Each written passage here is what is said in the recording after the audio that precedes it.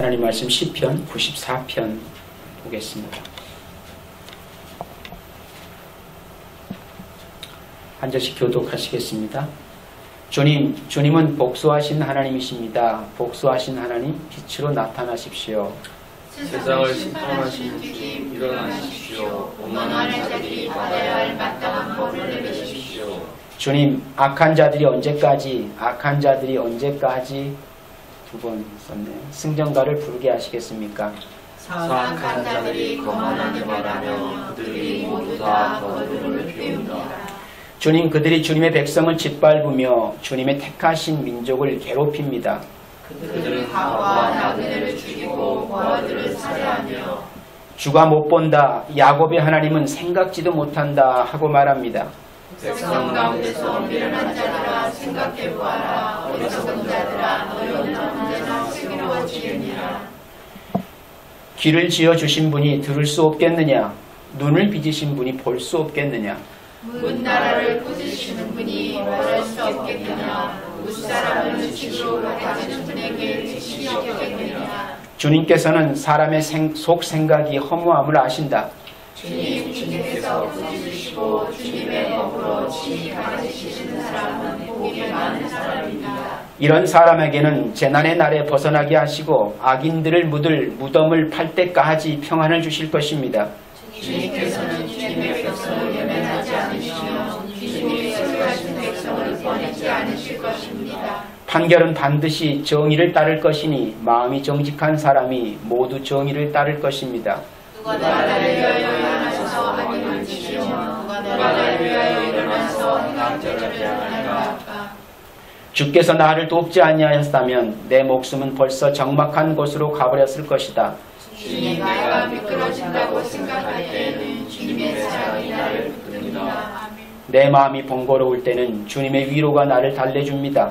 악한 재판장의 증인과 사귈 수 있습니까? 둘레를 빌미로 진화를 만드는 자가 주님과 어울릴 수 있습니까? 그들은 모여서 의인의 생명을 노리며 무지한 사람에게 죄를 씌워 처형하려 합니다. 주님은 나의 곳에 하나님 내가 피할 반석이시다. 같이 읽습니다. 그들의 죄를 그들에게 물으시며 그 악함을 벌하셔서 그들을 없애버리실 것입니다. 주 우리 하나님께서 그들을 없애버리실 것입니다. 아멘.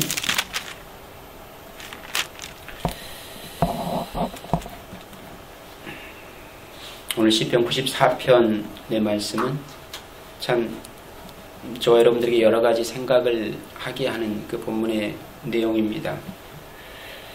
오늘 시편 94편의 말씀을 가지고 우리 속에 생각이 많을 때라는 제목으로 같이 은혜를 나누기를 원합니다. 오늘 이 아침에 여러분들은 평안하십니까? 아니면 생각이 많습니까? 오늘 시편 94편은 이 세상에 너무나 많은 그 모순 때문에 부르짖는 그 의인의 고통이고 또 기도라고 그렇게 볼 수가 있습니다. 우리가 3절, 4절을 보아도 알 수 있듯이 언제까지 악한 자들이 개가를 부르도록 내버려 두시겠습니까? 주여 언제까지? 오만하여 죄를 범하는 자들이 자긍하여 말하기를 하나님이 어디 있냐고 소리치게 할 것입니까? 언제까지 불의를 행하는 자가 치부하고 언제까지 행악하는 자가 장수하는 그 모순된 세상을 그대로 그냥 남겨놓으시겠습니까? 혹 여러분이 그렇게 하나님 앞에 외치고 싶은 그런 기도 아닌가? 의인의 호수가 가득 담겨져 있다고 하는 사실을 우리가 말씀을 통해서 살펴볼 수가 있습니다. 저와 여러분이 생각하기에도 이 세상 되어지는 모습이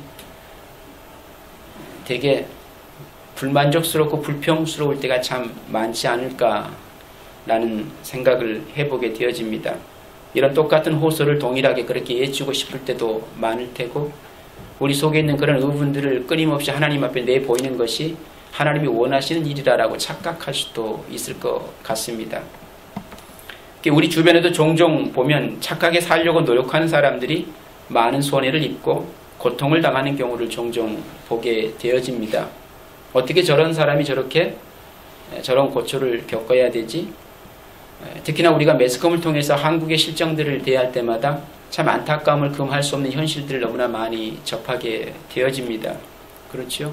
너무나 약한 자들, 연약한 자들이 너무 강한 자들의 손에 의해서 휩쓸리고 그들로 인해서 억울하게 당하는 일들을 너무나 종종 볼 수가 있기 때문일 것입니다. 그때마다 뜻하지 않은 의분이 우리 속에 일어납니다. 별 도움도 못 줄 거면서. 그렇죠? 아무런 도움도 되지 않을 거면서 여전히 우리 마음속에는 그런 의분들이 있더라는 거예요. 어떻게 저럴 수가 있을까라고 때로는 탄식도 합니다. 그렇지만 여전히 불행하게도 우리는 그들에게 아무 도움도 주지 못합니다. 그럴 때마다 과연 하나님이 살아계실까? 하나님이 진짜 살아계시면 왜 저렇게 하실까라는 생각을 대부분 다 한 번쯤은 크리스찬이라면 해볼 수 있지 않았을까라는 것. 때로는 기독교인이라고 하는 이들이 가장 악랄하게 그들을 괴롭히고 힘들게 하는 그런 일에 우두머리가 되어 그 일들을 조장하는 사례도 참 많이 있습니다.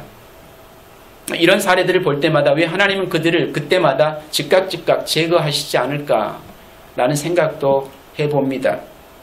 오늘 이 시편 기자의 고백처럼 왜 하나님은 그때마다 그렇게 침묵하실까? 가만히 계실까? 왜 복수하신 하나님께서 빛으로 나타나셔서 그들을 한 방에 그냥 제거하지 않을까? 그게 너무 안타깝습니다. 왜 하나님은 그렇게 하시지 않는 겁니까? 너무나 안타까운 외침을, 호소를 끊임없이 하고 싶을 때가 얼마나 많을까라는 겁니다. 또 그렇게 하고 있는 이들이 우리 주변에는 종종 참 많이 있습니다. 이와 같이 우리들의 인생길은 오늘 시편 기자의 고백과 같이 빙판과 같습니다. 그렇지요? 18절 말씀에 보면 여호와여 나의 발이 미끄러집니다 라는 고백을 합니다. 저와 여러분의 인생이 그렇게 빙판길을 걷고 있는 현실과도 같다라는 사실을 우리에게 말씀하고 있는 겁니다. 우리의 인생은 빙판길을 걷고 있는 거예요. 이렇게 고백하는 시편 기자의 고백의 마음은 어땠을까라는 생각도 하게 되어집니다. 저 여러분의 인생길이 마치 빙판과도 같다면 과연 우리는 어떻게 살아야 할까라고 하는 거겠죠. 그리스도인으로. 이 세상을 살아간다고 하는 것이 그리스도인의 모든 삶의 여정이 빙판길을 걷는 것과 같다라고 우리가 그렇게 인정을 해본다면 오늘 시편 기자가 그렇게 세상을 고백했다면 그 세상은 여러분들에게 빙판길 같은 겁니다. 우리 인생의 안전을 보장해주고 우리가 원하고 바라는 것들을 채워주고 우리의 만족을 부추겨줄 수 있는 그런 세상은 못 된다라는 거겠죠. 그런 세상은 끊임없이 하나님 백성을 삼킬 자를 찾고 다니는 사나운 이려같이 그렇게 두루 살피고 다니는 그런 현실이 바로 이 세상의 현실일 것이다 라는 거예요. 그럼에도 불구하고 그 현실에 오늘 저와 여러분들을 기꺼이 내어 바치는 그런 삶들을 살아갈 때가 얼마나 많은가. 우리를 내어줄 때가 많다라는 얘기입니다. 나를 악착같이 지켜도 모자랄 판에 우리를 쉽게 너무 내어줍니다. 뭘 얻기 위해서? 그 세상이 주고자 하는 것을 얻기 위해서. 근데 그 세상은 빙판길이랍니다. 거기에 똑바로 서고 싶어도 설 수가 없는 현실인 것이고 선다고 할지라도 넘어질 수밖에 없는 현실이 이 세상이라는데 우리는 그 세상에서 바로 서기를 원합니다. 그러면 될 것처럼. 그런데 그렇지 않는 거예요. 하나님이 저와 여러분의 손을 붙들어 주시지 아니하면 우리는 늘 넘어지는 것이 이 세상 현실이라는 사실을 꼭 알고 살았으면 좋겠다라는 생각을 하게 되어집니다. 우리 마음에 허다한 의분이 있다고 할지라도 그 의분이 세상을 바로잡지는 못합니다. 근데 우리는 그렇게 바로잡고 싶은 욕망은 있는지는 모르겠지만 그러나 그것에 아무런 보탬도 되지 못하는 우리 연약함을 발견하게 되어질 것입니다. 우리가 인정하든 인정하지 않든 세상은 사랑이 식어버리고 아첨하는 입술과 두 마음으로 말하는 사람들이 가득 찬 곳입니다. 근데 그 세상이 참 좋지 않습니까? 나도 거기에 같이 발맞춰서 가고 싶은 그런 우리의 기대도 참 풍족하기도 하고요. 그리고 그렇게 사는 것이 좀 멋져 보이기도 하는 우리의 믿음의 가치가 아닌 믿음 없는 가치가 때로는 우리의 믿음의 가치보다 더 소중하게 느낄 때가 많기 때문인 것입니다. 이러한 세상에 산다는 것은 빙판위를 걸어가는 것과 같다라고 그렇게 시편 기자는 말합니다. 아무리 조심해도 언제 내려앉을지 모르는 불안과 위험을 안고 있는 것이 오늘 저와 여러분들의 인생길인 거예요. 그래서 성경은 저와 여러분들이 이 인생의 여정을 살아가는 동안에 제발 좀 나그네로 살았으면 좋겠다라고 그렇게 우리에게 말씀합니다. 성도는 나그네로 이 생을 살아가는 것이지 그냥 잠시 지나가는 거처인 것이지 여기가 너희가 아방궁을 짓고 영원히 머물 곳이 아니란다 라는 사실을 알려주시는 거예요. 그래야 피할 길이 생긴다. 그렇지 않으면 그 세상이 너희를 삼킬 거야. 그렇게 말씀하고 있는 거 아니겠습니까? 근데 오늘 저와 여러분들의 삶은 어떻습니까? 그 세상을 다 내 것으로 차지하지 못해서 안달난 그런 삶을 추구하고 있지는 않은가라는 거예요. 어떤 때는 18절의 말씀과 같이 주여 내가 미끄러집니다 라고 소리를 지르면 하나님께서 미끄러지지 않도록 강하게 붙잡아 주실 때도 있습니다. 그렇지요. 그때마다 하나님은 나만 사랑하신 것 같다라고 착각하기도 합니다. 어떻게 이런 나를 붙들어 주셨지? 하나님 아니었으면 큰일 날 뻔했네. 그리고 되돌아서 다시 자기가 원하는 삶을 지향해서 살아갑니다. 그게 우리예요. 그게 이 땅의 성도들의 어리석은 삶의 모습이 아닌가라는 생각도 합니다. 오늘 본문의 표현대로 하면 그의 인자로 붙드셨다. 긍휼과 사랑이 풍성하신 하나님께서 차마 그 백성이 넘어지는 것을 볼 수가 없어서 붙드셔서 안전하게 지켜주십니다. 바로 하나님께서 그렇게 우리를 미끄러질 때 안전하게 붙들어 주십니다. 보증이고 약속이시겠지요. 그렇다고 맨날 그렇게 지켜주시고 안전하게 붙들어 주십니까? 때로는 그렇지 않을 때도 있습니다. 어떤 때는 넘어진다고 아우성을 쳐도 붙들어 주지 아니시고 그냥 넘어지도록 그냥 놓아두실 때가 있더라는 거예요. 이런 안타까운 현실이 우리 주변에 너무나 많이 있습니다. 이처럼 때로는 지혜로운 아버지가 자녀를 끝까지 붙들어 주지 아니하시고 그냥 넘어진 채로 놔두실 때도 있습니다. 또 자녀가 미끄러워서 못하겠다고 칭얼대며 눈물을 짠다고 해서 삽을 들고 길바닥의 모든 얼음들을 제거해 주시고 퍼주시지도 않습니다. 그냥 미끄러운 채로 가게 하실 때도 있더라는 것입니다. 오히려 미끄러워도 그냥 건너가게 하십니다.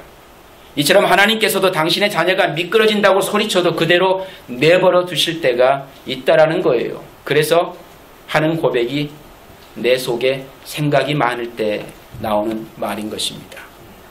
저 여러분 속에 생각이 많으면 이런저런 것들이 오갑니다. 예. 마음에 본내가 많으면 이런저런 생각이 오가다 보면 결국 그 하나님이 못내 야속다 싶을 때도 있습니다. 그렇죠? 그게 저와 여러분들이 가진 인지상정 아닐까라는 생각을 해봅니다. 나만 바라봐 줬으면 좋겠는데 나를 모른 채 하시는 것 같고 남들은 다이렉트로 촥 가는 것 같은데 왜 나만 빙빙 돌아가야 하는지 그것도 못내 억울하다 싶을 때도 있습니다. 그때 좀 나를 강하게 붙들어 주시지 그냥 내버려 두셔가지고 왜 그냥 이렇게 두셨나. 지나보면 다 그런 것이 후회로 남는데 그 후회를 지가 잘못해놓고 누구 탓하는 거예요? 예, 하나님 원망하는 그런 우리의 모습도 발견하더라라는 것입니다. 근데 하나님은 다 아시지요. 모르시는 분 아니시잖아요. 우리 머리털까지 세신받으신 하나님께서 어떻게 우리 인생을 모르시고 그냥 때로는 내버려 두시고 때로는 붙드시고 그렇게 하시겠습니까? 하나님은 다 아셔서 하나님이 하셔야 될 때 하시는 거고 그냥 침묵하셔야 될 때는 침묵하시는 그런 분이신데 그 하나님을 너무나 우리는 쉽게 마음대로 난도질합니다. 하나님은 이런 분이야. 하나님은 때로는 이런 분이야. 우리의 이성 가지고 그 하나님을 정의해낼 수 있는 바른 이성은 존재하지 않습니다. 다 불합리한 이성이에요. 그리고 부족한 이성입니다. 그렇기 때문에 절대 그 하나님을 바르게 캐치해낼 수 없다라는 거. 그걸 인정하는 이가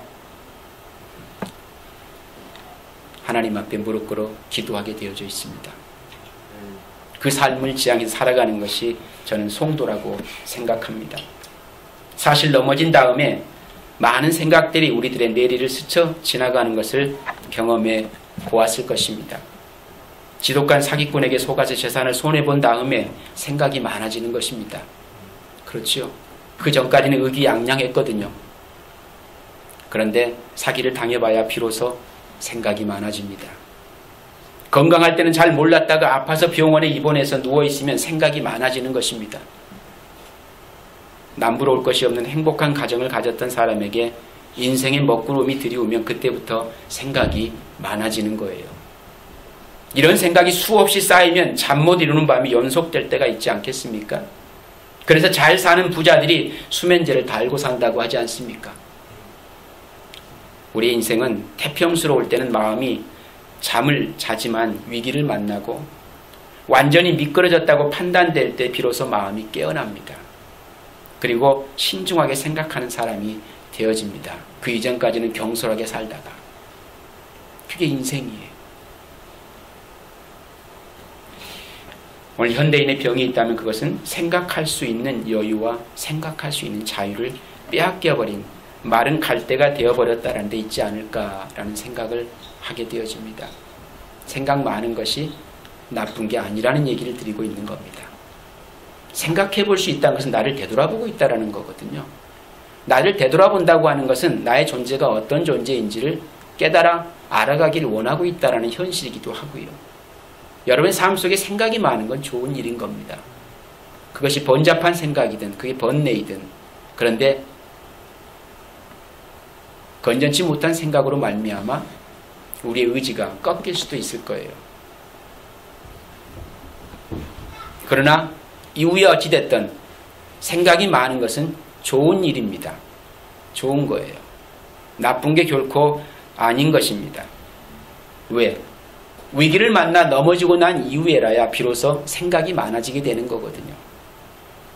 그 이전까지는 의기양양하고 내 인생은 뭔지 모르지만 하나님의 뜻대로 잘 되어질 것만 같았던 그런 확신과 그런 기대가 있던 삶이 한번 꺾어져 봐야 비로소 자기를 되돌아볼 수 있는 현실이 되어지기 때문인 것입니다. 그러니 생각이 많은 건 좋은 일이다 라는 거예요. 위기를 만나면 우리 속에 생각이 많아진다는 것입니다. 어찌 되었든지 생각한다는 건 중요한 것이죠. 그렇죠? 비록 그것이 미끄러워서 위기를 당한 다음에 오는 것일지라도 그것은 중요한 것이 되어집니다. 성도에게 있어서 위기를 만난다고 하는 것은 불편한 일이 아니라는 얘기입니다. 넘어지면 넘어진 대로 다시 일어나서 그 하나님을 바르게 알아가면 되는 겁니다. 문제는 넘어지고 나서 그 하나님을 원망하고 하나님이 원치 않는 삶을 지향해가는 것이 불행한 것이죠. 넘어진 것 자체가 불행한 일은 아니라는 얘기입니다. 근데 우리는 넘어진 것 자체가 불행이라고 생각하고 있고 그 다음 일은 생각지 않습니다. 그 다음은 그저 이제는 내 인생 내가 마음대로 살아야지 그게 좋은 것 같아 라는 결론을 내린 것이 그게 불행한 거죠. 넘어지고 난 이후에 그 하나님을 찾을 수 있으면, 붙들 수 있으면 그게 가장 지혜로운 인생이 되어진다 라는 사실을 성경은 우리에게 계속 도전합니다. 19절에 보면 내 속에 생각이 많을 때 주의 위안이 내 영혼을 즐겁게 한다 라고 이렇게 시편 기자는 고백합니다. 내 속에 생각이 많을 때 주님의 위로가 내 영혼을 즐겁게 한다.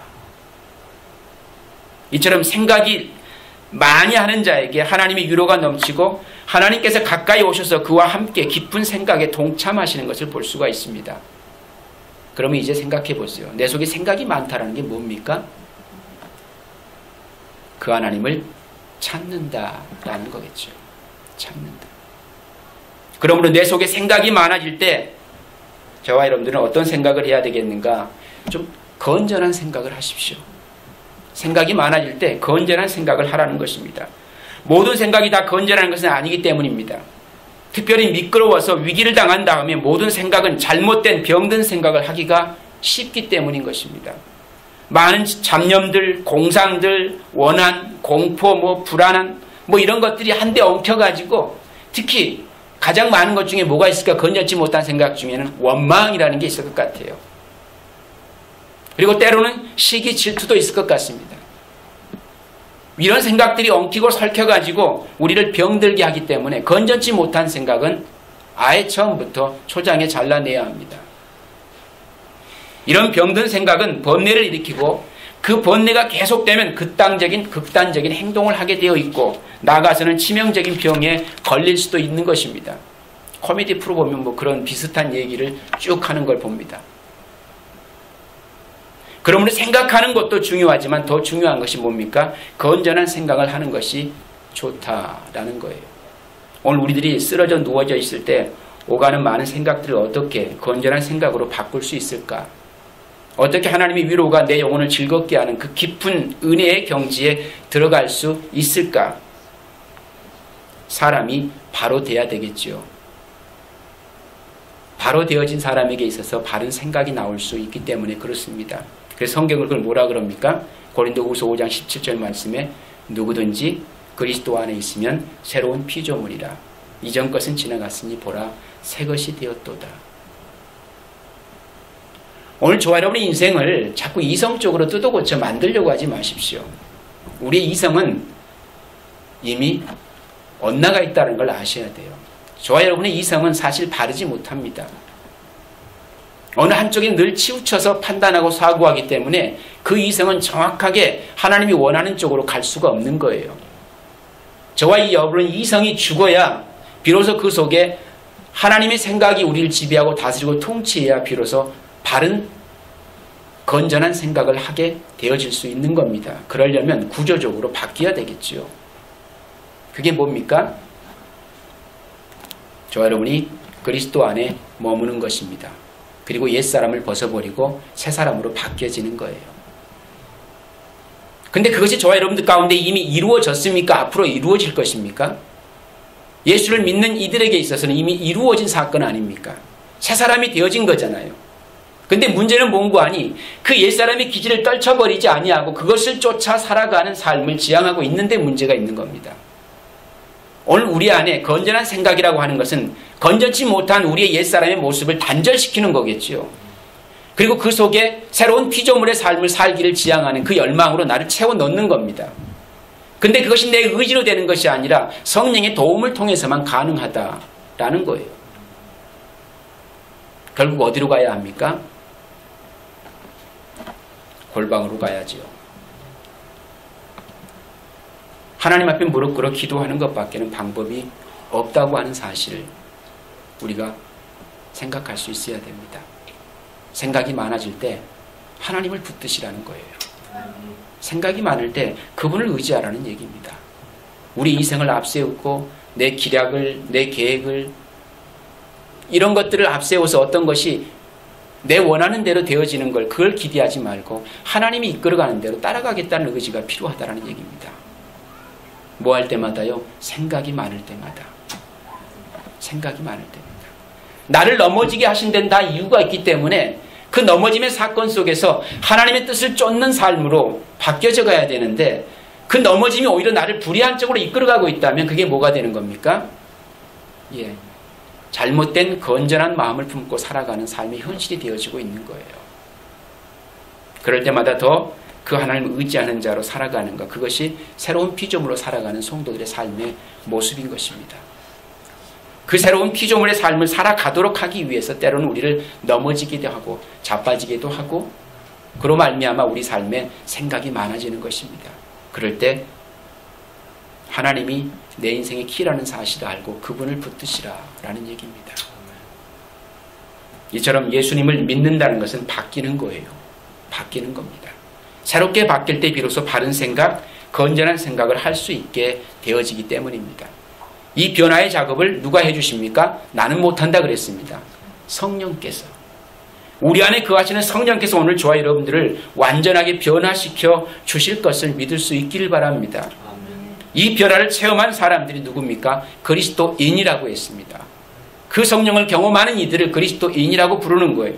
그리스도인들에게는 먹구름은 가끔 덮이지만 금방 헤쳐버리고 하나님이 주신 아름다운 생각을 가지고 더 높은 차원으로 올라가게 되는 줄을 믿을 수 있기를 바랍니다. 그렇게 저와 여러분들은 한 발 한 발 주님을 향해 성숙되어져 가는 겁니다. 우리 속에 생각이 많을 때 뭘 가져야 됩니까? 건전한 믿음을 가져야 됩니다. 건전한 믿음. 어떤 믿음을 가져야 합니까? 우리는 하나님의 피조물이라는 사실을 인정하는 믿음을 가져야 된다라는 거예요. 자꾸만 내가 절대자가 되려고 하지 마십시오. 내 삶의 주인 되려고 하지 말라는 겁니다. 생각이 많을 때마다 건전한 믿음을 가져야 되는데 그 건전한 믿음의 정체성은 어디에 있습니까? 내가 하나님의 피조물이라는 사실 앞에 있는 거예요. 내 삶의 주체가 내가 아니라는 사실을 인정하는 거예요. 하나님이 나를 이끄시고 하나님이 나를 주관해 가시고 하나님이 나를 인도해 가시는 주체자가 하나님이시고 나는 그의 피조물로서 그 인도하심 앞에 순종하며 따라가야 할 삶이라는 사실을 인정하는 겁니다. 그게 건전한 믿음인 겁니다. 이것을 바꾸어 말하면 나 자신을 신뢰하지 말고 하나님을 신뢰하는 믿음을 가져야 된다라는 얘기입니다. 하나님을 신뢰하는 믿음. 오늘 우리들이 하나님의 피조물이기 때문에 모든 생각을 하나님의 뜻에 일치시키는 사고를 하려고 노력해야 됩니다. 한 방이 안 되는 일이잖아요. 그렇죠? 내가 오늘 결단한다고 그 다음 날부터 금방 그 하나님만을 바라볼 수 있게 되는 건 아니지 않습니까? 노력하고 노력해서 그 하나님 마음을 품고 그 하나님의 인도하심을 쫓아 행할 수 있는 자의 삶을 살아가기를 고집하는 것. 그가 믿음을 가지고 그 하나님을 쫓는 삶이 되어지기 때문입니다. 오늘 우리들이 하나님의 피조물이기 때문에 모든 생각을 하나님의 뜻에 일치시키는 그 삶을 집요하기만큼 정말 노력할 수 있어야 된다라는 얘기입니다. 이때 비로소 건전한 사고를 하게 된 것이고 이것을 일컬어서 건전한 믿음을 가진 사고라고 그렇게 표현해 볼 수가 있을 것 같습니다. 건전한 믿음을 가진 사고. 모든 사람들은 건전한 시민의 사고를 가지고 사야 그게 인간이죠. 그 건전한 시민을 잃어버리면 건전한 사람이 될 수 없는 것처럼 건전한 신앙의 사람은 건전한 믿음의 사고를 가지고 사는 것이 하나님 백성 다음의 삶을 지향해 살아갈 수 있는 자들이 되어질 수가 있다는 것입니다. 오늘 우리들은 이 건전한 믿음을 가졌는가라는 거예요. 이 건전한 믿음. 시편 기자의 고백과 같이 어떻게 고백합니까? 그 건전한 믿음 안에서 여호와는 나의 산성이시요 나의 하나님은 나의 피할 반석이라 라고 22절에 그렇게 고백하지 않습니까? 위기를 만날 때마다 어떤 시련을 겪을 때마다 내 삶 속에 생각이 많아질 때마다 어떻게 그 생각들을 정리해 내십니까? 진짜 여호와가 나의 산성 되심을 고백합니까? 여호와가 우리의 피할 반석 되심을 고백합니까? 잘 생각해 보시길 바랍니다. 이 믿음으로 생각하고 고백하고 있는가? 오늘 우리들을 안전하게 지켜주고 보호해 주신다는 사실을 신뢰할 수가 있는가? 하나님이 나를 지켜주시는 분인가? 아니면 이 세상이 나를 지키는 대상인가? 라는 걸 분명히 생각해 볼 수 있어야 됩니다. 저 여러분의 안전은 어디로부터 주어지는 것입니까? 믿음의 가치의 정체성이 우리 아이덴티가 정해지지 않냐면 저 여러분들은 끊임없이 헤맬 수밖에 없는 연약한 인생입니다. 비록 그것이 성도라 할지라도 그렇게 헤매고 방황할 수밖에 없는 현실. 바른 믿음의 가치 기준을 가지고 건전한 믿음의 고백을 해낼 수 있는 성도에게 있어서 그 하나님은 든든한 백그라운드가 되어집니다. 그분이 나의 산성 되어주시고 나의 피할 반석 되어주시고 나의 방패 되어주셔서 나를 언제나 그 하나님이 원하시는 삶의 자리로 나를 이끌어 내실 수 있는 유일한 분이신 것을 우리가 인정하고 그분을 바라볼 수 있는 것. 이게 바로 건전한 믿음을 가진 성도들의 삶의 여정 속에 살아가는 모습인 것입니다. 우리가 어떤 환경 속에 놓여 있을지라도 하나님은 여전히 우리가 신뢰할 만한 믿음의 전부가 된다는 사실을 믿을 수 있는가라는 얘기입니다. 이런 믿음의 고백이 오늘 저와 여러분의 많은 생각 속에 가득 채워져야 할 줄로 믿을 수 있기를 바랍니다. 아무리 악한 자들이 의인의 영혼을 치려해도 죄 없는 자를 정죄하여 피를 흘리게 하려 해도 하나님이 지켜주시고 보호해 주실 것이기 때문에 염려할 것이 없다라는 얘기입니다. 그것이 두려워서 뒤로 물러서고 그것이 두려워서 그 세상과 타협하고 그것이 두려워서 그 세상에 힘을 가지려고 노력한다면 그건 건전한 믿음이 아닌 겁니다. 그건 건전한 믿음이 될 수가 없어요. 그 힘으로 그들을 지켜줄 것 같지요. 천만에요. 그 힘은 저와 여러분을 변질시킬 거기 때문에 그들을 지켜주는 자가 아니라 오히려 그들을 억압하는 자리에 설 때가 더 많습니다. 우리가 보고 듣고 경험하고 있는 삶의 논리 아닐까요? 이 세상은 그럴 수밖에 없는 거예요. 그리고 그 세상 한복판에 서서 그 세상이 추구하는 것을 쫓는 이들에게서는 그것이 나올 수밖에 없는 현실인 겁니다. 그 대신 그 하나님이 지켜주시고 보호해 주실 것이기 때문에 염려하지 않고 믿음의 담대함을 가지고 살아갈 수 있는 것. 그 세상과는 자꾸만 한 걸음 한 걸음 분리되어져서 그 하나님이 원하는 성도의 삶을 지향해서 가는 것. 그게 건전한 믿음을 가진 성도의 삶의 모습입니다. 이 믿음을 가질 수 있기를 주님의 이름으로 당부를 드립니다. 그리고 마지막으로 우리 속에 생각이 많을 때 결론으로는 기도의 골방에 들어가야 한다라는 겁니다. 오늘 시편 기자는 단순히 그냥 일상 속에서 넋두리하고 있는 거 아닙니다. 왜 이 시편 기자가 첫 서두에 그렇게 하나님을 원망하듯이 이 세상 되어지는 것이 왜 이렇게 잘 되어지만 갑니까?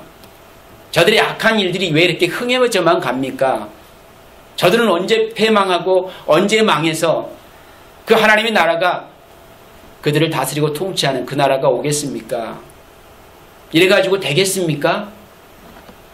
단순한 넋두리가 아닌 것을 분명히 눈여겨보실 필요가 있습니다. 시편 기자는 하나님 앞에 기도하고 있는 겁니다.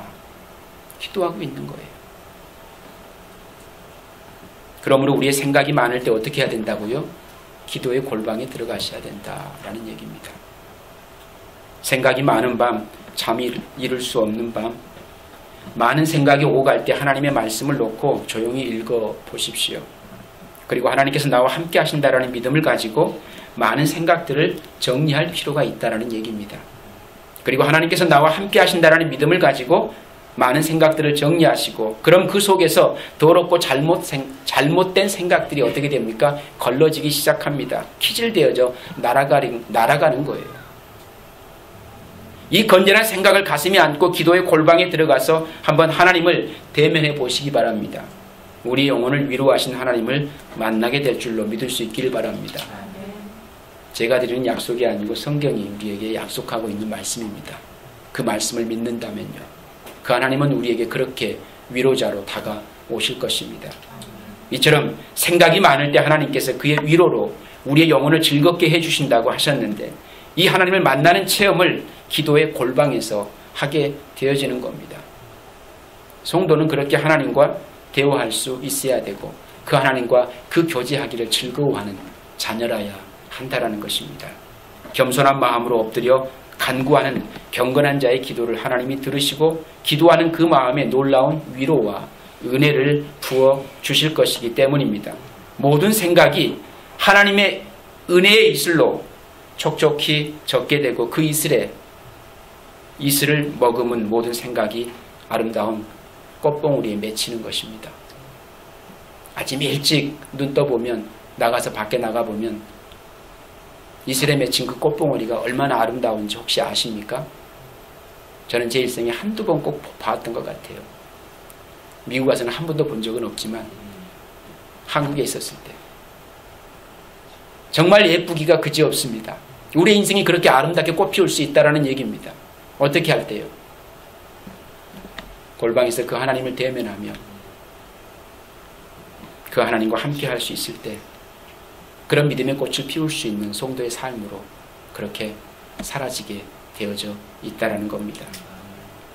근심이 변하여 찬양이 되고 원망이 변하여 감사가 되고 모든 잡념들이 변하여 하나님께 즐거운 환희를 표현할 수 있는 기도의 제목들이 되어지는 사람. 그게 성도입니다. 그게 성도예요. 남이 하는 것처럼 우리도 되어지는 이 세상 꼬라지를 보니까 쉽게 판단하고 정죄하고 그 의분을 내보일 수 있습니다. 근데 더 중요한 게 있습니다. 그렇게 의분을 내보이는 것보다 저 여러분들이 무릎 꿇어 골방에 들어가 조용히 그 하나님을 대면하는 일이 더 어려운 일입니다. 근데 성도는 그 어려운 일을 택하여 남이 하지 않는 일을 택하여 진짜 의분이 뭔지를 이 세상 가운데 보여주는 자들입니다. 그게 성도입니다. 그것이 누구로부터가 아니라 나로부터 시작되어져야 한다는 것. 그게 저와 여러분들이 짊어져야 할 십자가이기도 하고 그게 성도가 살아가는 삶의 방법인 것입니다. 많은 생각들을 믿음과 말씀으로 정리하고 나서 건전한 생각만 가슴에 안고 기도의 골방에 들어가 아뢰기 시작하면 하나하나 아름다운 꽃으로 그렇게 피어나게 되어질 것입니다. 무엇 하나 버릴 것이 없는 삶이 되어진다는 얘기입니다. 우리의 삶 속에서 무엇 하나 지나온 과거로부터 오늘 현재 그리고 앞으로 되어질 일들까지 뭐 하나 버릴 것이 없는 내게 너무나 소중한 삶이었다는 사실을 인식하고 알게 되어질 것입니다. 그 꽃을 피우는 자로 그 주님과 대면하게 되어지면 알게 되고 깨닫게 되어진다는 겁니다. 오늘 우리 인생은 그렇게 아름다운 것입니다. 그리고 소중한 것입니다. 에베소 3장 20절 보면은 우리 가운데 역사하시는 능력대로 우리 온갖 구하는 것이나 생각하는 것에 넘치도록 능히 하실 이에게 라고 그렇게 말씀이 기록합니다. 그 하나님 앞에 나가면 내가 원하고 바라고 하는 모든 기대치를 만족스럽게 흔들어 넘치도록 부으신다. 이 얘기가 아니고 그렇게 기도해 나가면 그리스도의 사랑의 너비와 길이와 높이와 깊이가 어떠한지를 깨닫게 되고 그 하나님의 사랑을 알 수 있게 되므로 그 마음이 기도로 표현되면 주님께서 참 믿음, 참 기쁨, 참 소망을 차고 넘치도록 해주신다. 이겁니다. 이 세상 것 다 잃어버리고 소진한지라도 그 하나님이 내게 진짜 소망이 되어서 나에게 부여해지면 그 성도는 진짜 기쁨과 소망을 안고 살아가는 참 행복한 존재로 바뀌어지게 된다. 이 얘기 아니겠습니까? 같은 말을 봐도 같은 생각을 할 수 없는 게 결코 그 얘기를 하고 있는 게 아닌데 우리의 기대치가 그거라 보니까 자꾸만 세상에 부요가 채워진다라고 생각하게 되어지는. 근데 성경을 다시 읽어보시면 절대 그 부요를 보증하고 있는 게 아닙니다. 그 부요는 예수 그리스도의 사랑입니다. 그 깊이와 높이와 넓이를 우리에게 가득 안겨주기를 원하고 그것이 깨닫게 되어지면 그것으로 말미암아 우리가 단 한 번도 가져보지 못했던 참 인생의 소망을, 참 인생의 기쁨을, 참 인생의 행복을 마음껏 경험하고 만끽하게 해주겠다고 하는 이 하나님의 신실한 약속이 너무 우리는 이 황금 맞는 주에 살다 보니까 자꾸만 그 모든 것들을 썩어지고 없어질 소멸될 것에 비추어서 생각하고 판단하는 그런 어리석은 사고를 갖고 있지 않은가라고 하는 겁니다. 하나님의 것은 소멸되지 않습니다. 하나님의 것은 썩어지지 않습니다. 하나님의 것은 아무리 쌓고 쌓아도 도둑이 해할 수 없고 좀이 그걸 뚫고 들어와서 먹을 수 없는 영원한 것입니다. 그게 참 소망인 거고요. 그 소망을 마음껏 우리 안에 누리고 살아갈 수 있도록 보증해 주시겠다. 그런데 그 하나님을 대면하는 일을 게을리하고 우리가 하지 않는다면 얼마나 어리석고 미련한 성도인가 라고 하는 것입니다.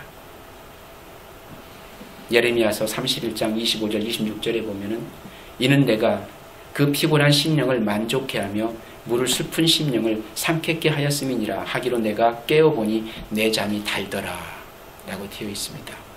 잠자리가 불편하세요? 힘들고 어렵습니까?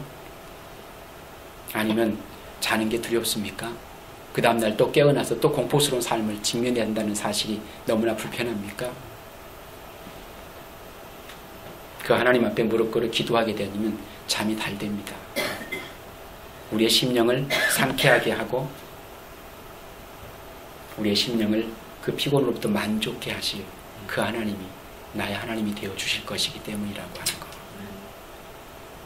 예레미야가 잠자리에 누워서 마음의 슬픔과 고통에 사로잡혀 눈물을 흘리면서 괴로움과 그 피곤한 심령과 생각을 가지고 조용히 하나님께 아뢰었더니 단잠을 주셨답니다. 그 마음을 열어주시고 위로의 말씀을 주셨다라는 뜻입니다. 여러분의 마음에 생각이 많아지면 그 하나님 찾으시라는 얘기예요. 그 하나님 붙드십시오. 결론을 맺습니다. 그리스도인은 예수님을 모르는 사람들보다 많은 생각을 해야 됩니다. 어떤 사물을 보고도 그냥 무심코 지나가는 그런 무덤덤한 사람이 되지 말라는 겁니다. 일상이 되어지는 삶의 현실들을 바라보면서도 그냥 스쳐 지나가지 마시고 그 하나님과 연계하여 볼 수 있는 믿음의 안목을 길러낼 수 있어야 되겠다라는 생각을 합니다. 생각을 하되 건전한 믿음의 생각을 해야 합니다. 그 모든 생각을 은혜의 기도의 골방으로 가지고 또 가야 합니다. 생각이 건전하다고 건전해지는 건 아닙니다. 그 생각이 건전하다면 그 하나님 앞에 나아가서 그 건전한 생각을 다 내려놔야지요. 그리고 그 하나님을 직면하게 되어지면 그 하나님께서 우리 가운데 있었던 풀리지 않는 의문들을 하나둘씩 풀어주시는 그런 위로가, 그런 기쁨이, 그런 우리 심령에 참 평안을 안겨주실 것이기 때문이라고 하는 것입니다. 우리의 괴로움, 모든 슬픔을 다 하나님께 아뢰면 그 슬픈 마음을 위로해 주시고 피곤한 심령을 상쾌케 해주시고 놀라운 기쁨을 주심을 저와 여러분들이 믿을 수 있어야 합니다. 그 하나님을 그렇게 신뢰함으로 나갈 수만 있다면, 그렇게 되면 예레미야의 고백처럼 그날 밤은 내 잠이 유달리 달았다라는 고백이 나오지 않겠습니까? 참 행복한 인생의 모습 같습니다. 오늘 저와 여러분이 이 땅에 사는 동안 그 행복한 삶을 얼마든지 살 수 있음에도 불구하고 우리가 그러지 못한 이유가 있다면 뭡니까? 우리의 옛사람의 생각을 벗어버리지 않고 그것을 붙들고 있어서 그렇습니다. 새로운 피조물은 새로운 피조물답게 살아야 합니다.